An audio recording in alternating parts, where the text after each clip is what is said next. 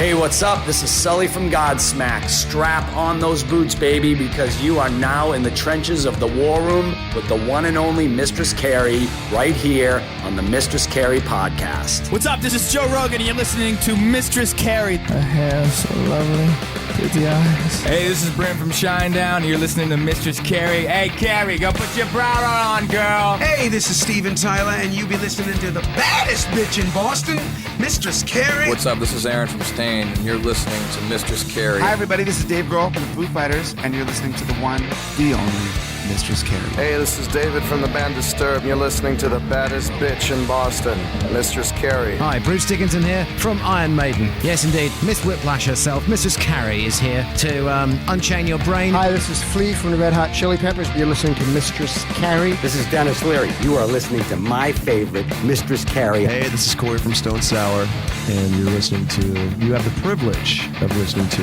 Mistress Carrie. Oh, God. Oh, yeah. Hey, it's Mistress Carrie, reporting for duty from MCHQ for episode 303 of the Mistress Carrie podcast.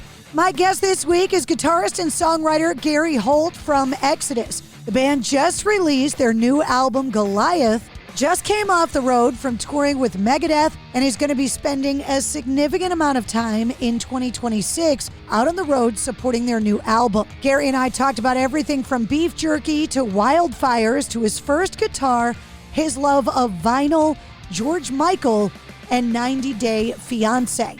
I was so happy to get him on the show, so allow me to introduce you to Gary Holt from Exodus. Mr. Gary Holt, what's up? How you doing? What's happening? It's so nice to meet you unofficially, I guess, virtually. Yeah, virtually. You're busy with this new record coming out. You got to just be out of your mind trying to get this thing out. Yeah, we're all pretty, speaking for everybody, we're pretty excited. It's awesome. It's an amazing record. Yeah, we're about to tour for 9 weeks straight, which I've never done when I was 25. So I don't know what got into me, but we all agreed that these are like amazing tours to launch a record behind, and turning one down to like give ourselves a little break would be the wrong decision. You know, we just finished like the pre-album tour with Megadeth, which was amazing. And, we're skipping European festivals, so we're not, going anywhere in June or July. So, we got a break coming, but it's after, 9 consecutive weeks of touring. When you pack for a tour that long, what can you absolutely not forget to take with you? Because you've been touring a long time, so you got this down pat. Depends. Your prescription meds, you get my age, everybody my age usually got one or two. Those are difficult to replace. If you tour in America, you can pretty much leave without anything other than, even that you could get a prescription sent to another state.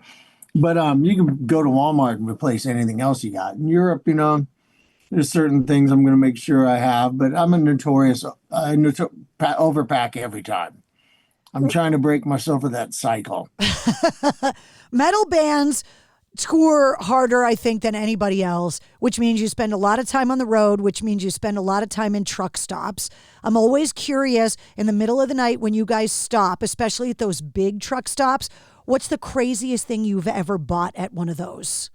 I'm asleep for all of those truck stop and journeys. I'm the first one in bed. It took me like 2 years to hit a Buc-ee's. And I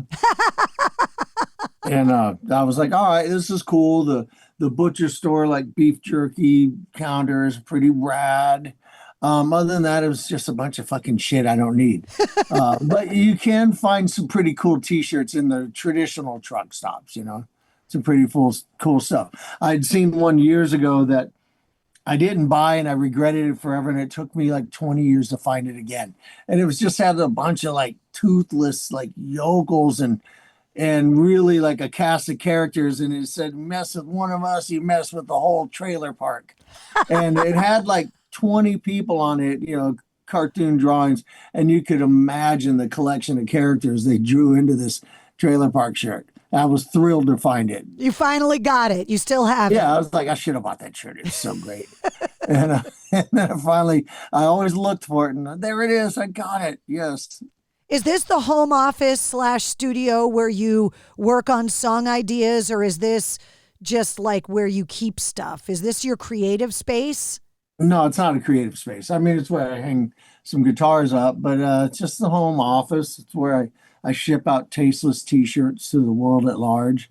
I ask because just like a good metalhead, you have a baseball bat over the door just in case.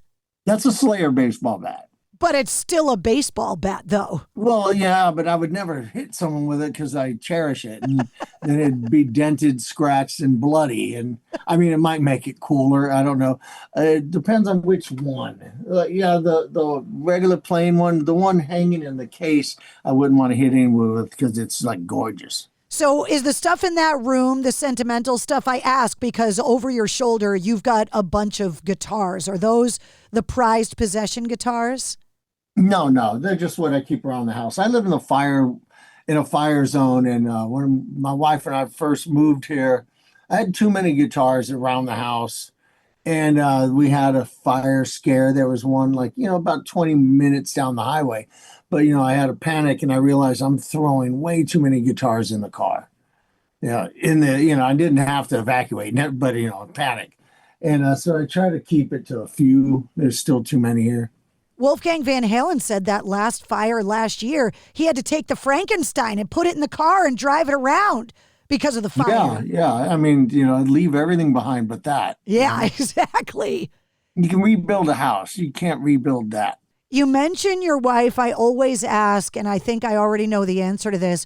When it comes to keeping a band together, is it harder to keep a marriage together or a band together?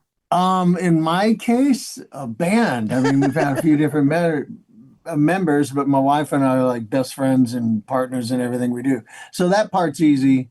But yeah, keeping a band together, it sounds like it's hard. It seems like it's hard. But right now, we're a bunch of dudes who love spending all of our time together and hanging out. We have a good time. You said in a previous interview that right now, Exodus, the vibe and the energy is incredible. After all of these years, getting Rob back in the band, releasing another album, what's the bar left for you? Because the band has achieved so much. Is there a bar that you still strive for? Well, I mean, we carry a huge amount of paranoia around Exodus that the world's against us and everybody's out to get us. And the chip on our shoulder is what motivates us. I mean, but, going back to like the vibe, yeah, we're having fun. We hang out with each other on days off. A lot of bands been around as long as us don't do those things. They everybody goes their own way until it's time to go on stage. We laugh 24/7. It's amazing. Yeah, I mean, we're really enjoying this right now.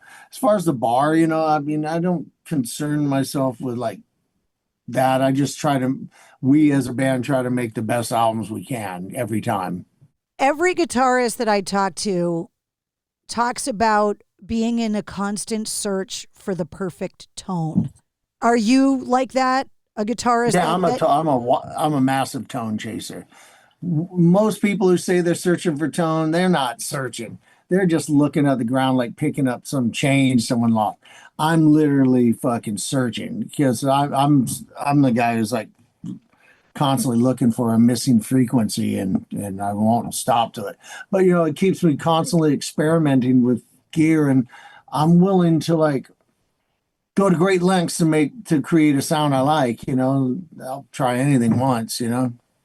As a guitarist, tell me the story about your first one. Who gave it to you, and do you still have it? No, I don't have any of my first guitars.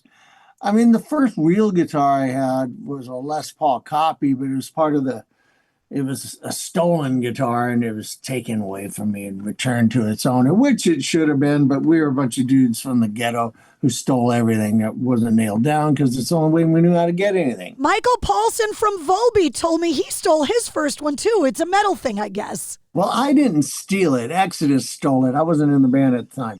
And I traded a skateboard for it.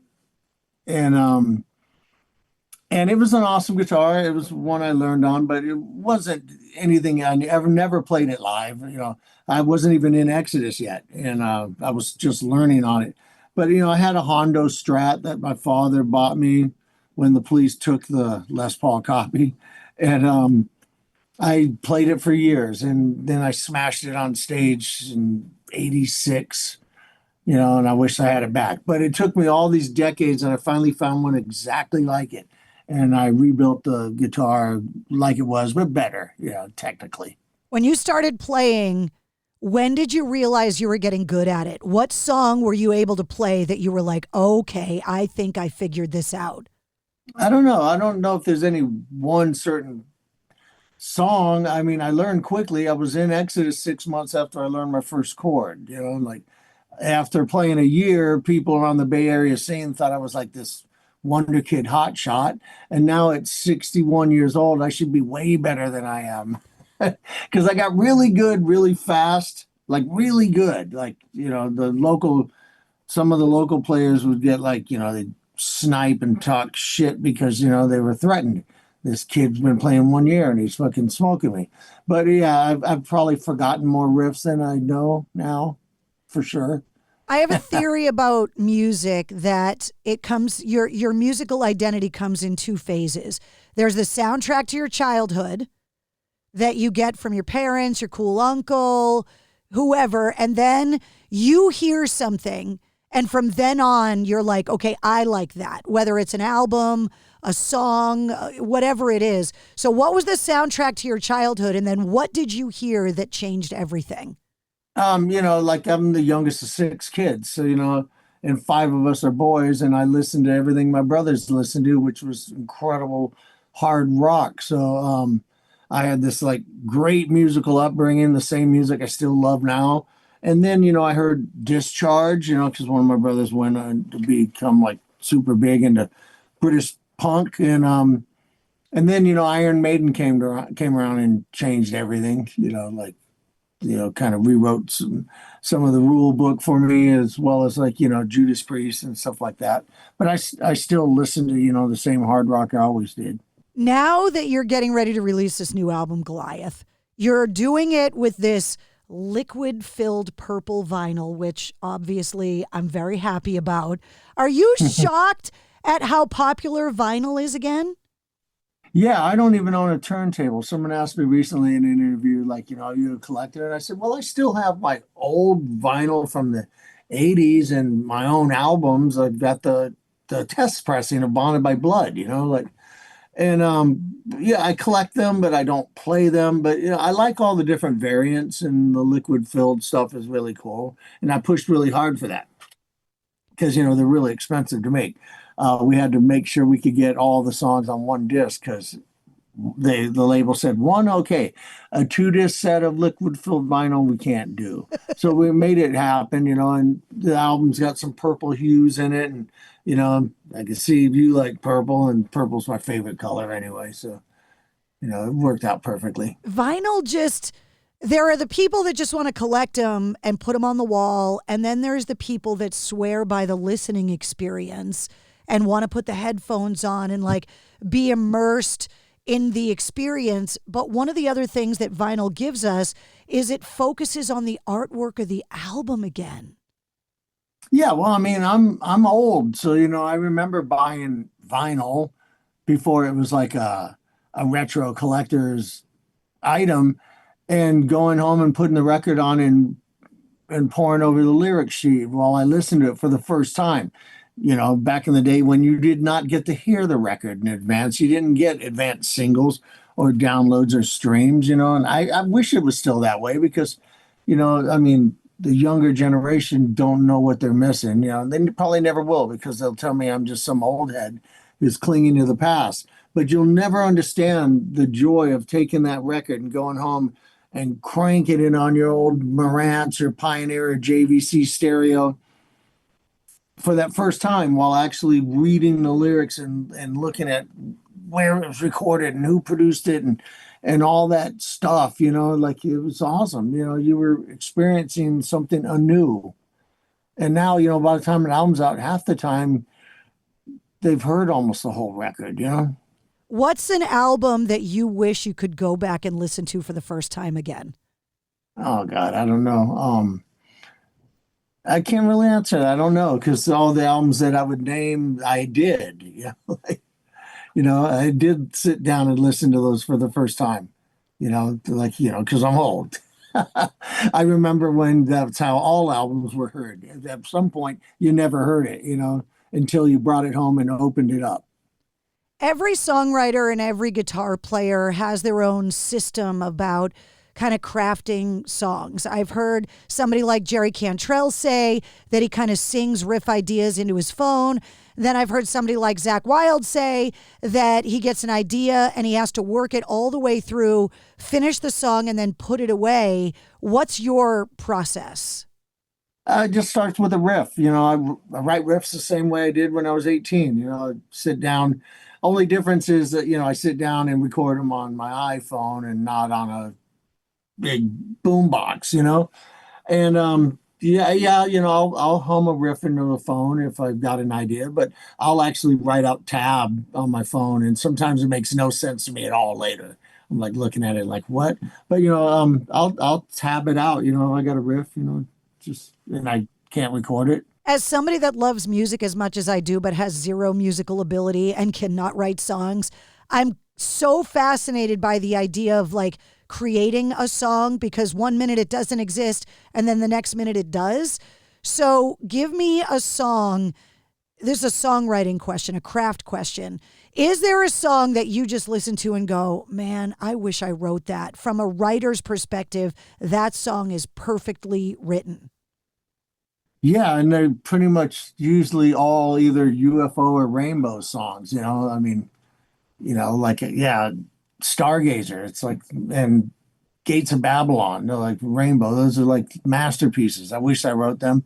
UFO, Rock Bottom, Mother Mary, anything. The entire Strangers in the Night album. I wish I wrote all of it, but going back to my youth, those are the songs I grew up on and the bands I love most still.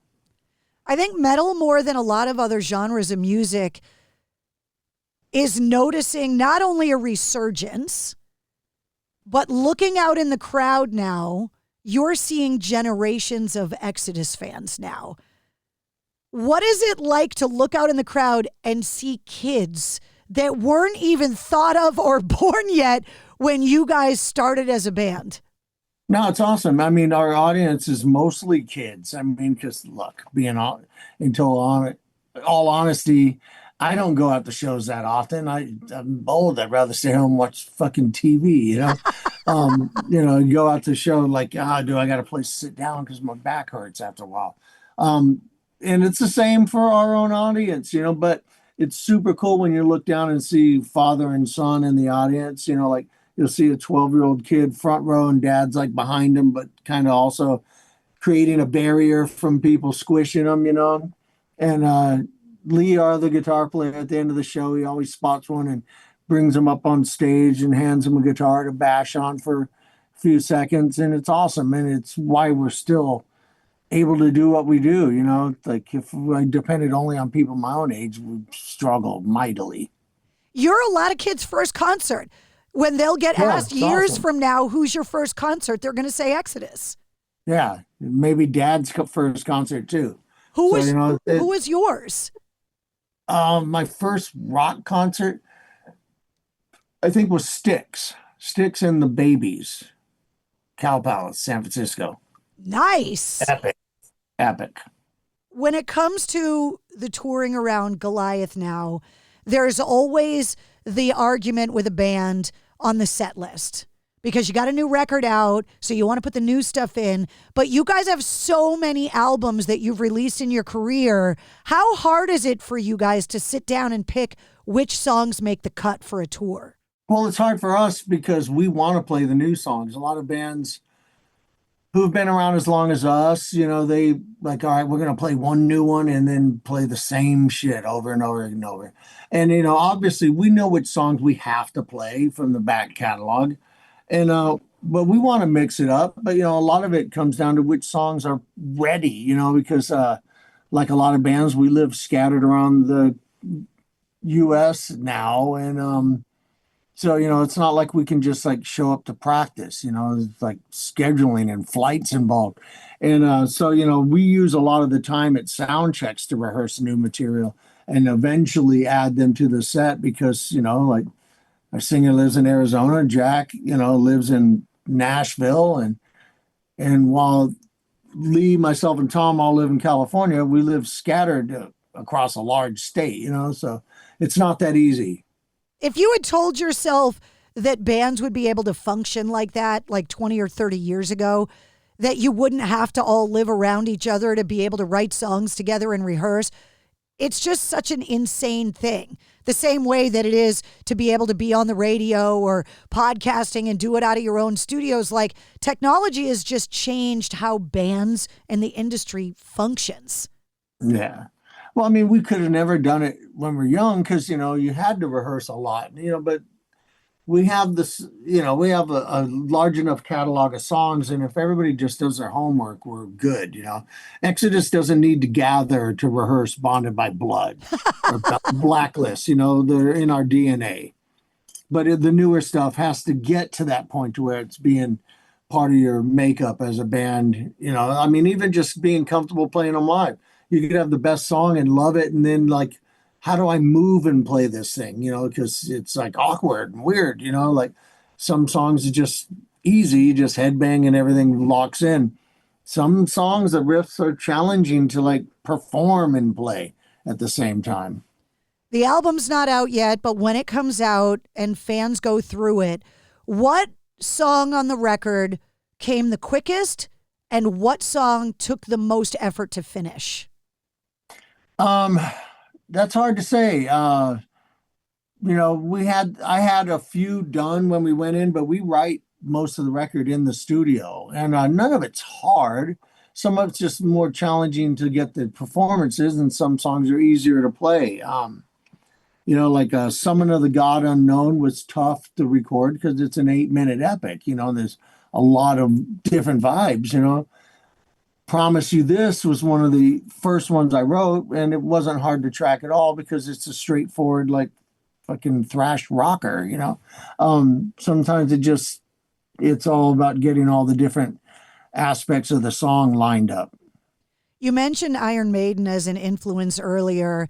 This time of year, with the fan voting open for the Rock Hall and Iron Maiden nominated again, there are all kinds of different schools when it comes to like metal and rock that on one hand, who the hell cares? And on the other hand, wanting metal to be respected for the art form that it is. Do you care about that at all? Do you think it's important for Iron Maiden to get voted into the Rock Hall, or is it just not even on your radar? I personally couldn't give a shit because the Rock and Roll Hall of Fame is fucking lame. It's the obvious ones get in, and like if you had like 3 Motown hits, you're pretty much guaranteed to getting in. Iron Maiden's still selling out stadiums and isn't in. Thin Lizzy had hits. They pioneered twin guitar rock harmonies. And they had just legendary albums. They sold a lot of albums that probably will never get in. Missy Elliott is in. Fucking NWA's in, and they wrote vile anti-police rhetoric, and I think they had 2 records? Like, how do they fucking get in? And Thin Lizzy's not in there. Judas Priest got in through a back door. Motorhead should be in there. But, it's like, it's a popularity contest. They had to grudgingly let Kiss in, who should have been a first ballot member, I've never gone to the place. I have no desire to go. It's like fucking stupid. I knew you were going to give me a great answer to that question. That's why I asked you. I mean, I'm sure there's some great memorabilia to look at in the place, but I don't care. It's kind of like the person who goes to Hollywood and walks around looking for certain stars on the Walk of Fame. I couldn't give a fuck, Whenever I go to Hollywood, I always go to the cemeteries. Like I wanted to go see Dio's grave. I will go to a cemetery though. I went to Highgate Cemetery in England when we were there with Slayer this last time, but I went to pay my respects to George Michael, who's one of my heroes. And he had the most discreet, small, humble little marker, you know, like so like just not gaudy and awesome. And then you look at Karl Marx, you know, man of the people, had the biggest, most ginormous, ostentatious fucking grave marker I've ever seen. It's like you had it backwards. Like you might expect George Michael to have this giant statue of himself and the other guy have just a simple marker. No, it's like backwards. Well, that's like how it is for Lemmy. He's just got this small little marker, but it's right across from Ronnie James Dio. So they are together forever, which is badass. Yeah, it's cool as fuck. Before I let you go, you said that you were would rather be at home watching TV. As you get ready to get on the bus, binging is a thing. What are you binging on the Exodus bus in your downtime? Because you got a lot of downtime when you're on tour. It depends whether I'm trying to sleep or I'm actually watching TV. If I'm watching something in my bunk that I want to watch, it's anything in the 90 Day Fiance universe because I'm addicted. And I've not missed a season of anything. I'm well known around the 90 Day meme pages. And if I want to fall asleep, I'm watching historical shit, you know, which I love. But, you know, if I'm watching a 20-part documentary series reenactment on the Roman Empire, I'm certain to fall asleep at some point. It was so nice to meet you. I'm really excited that you guys are kind of putting the old team back together, going out on the road, new album March 20th. Like, it seems like a whole new era of Exodus, which is kind of weird to say considering you guys have been around as long as you have. We have several eras. I know. That's what I mean, but this is a big one. Yeah, no, the album's fucking amazing. It's the best thing, one of the best things we ever did. So we're excited. Thank you so much for your time. I really appreciate it. Thank you. Have a good day. There he is, Gary Holt from Exodus. The new album, Goliath, is available everywhere. And if you check the show notes of this episode, you'll find the corresponding playlist. I make a playlist for every full-length episode of the Mistress Carrie podcast that features all of my guest music and all the artists and songs that we referenced in the interview. You'll also find all of Gary Holt's links, all of the Exodus links, and of course, the Mistress Carrie links. If you liked what you heard, don't forget to like, follow, comment, share, and subscribe to the Mistress Carrie podcast. New full-length episodes come out every Wednesday, plus every weekday you get the sit rep. The Situation Report gives you all of your rock news, music headlines, and entertainment updates in about 5 minutes. And you never know when we're going to release a bonus episode. Join me live every Tuesday night at 8:30 Eastern for my weekly live streaming video show, Cocktails in the War Room, on my Facebook, Instagram, Twitch, and YouTube. And of course, you can always find me on the radio. Get the details on all of that and more at mistresscarrie.com. While you're there, you can check out the concert calendar and do some shopping in the online Mistress Carrie store. The Mistress Carrie podcast, a proud member of the Pantheon Podcast Network.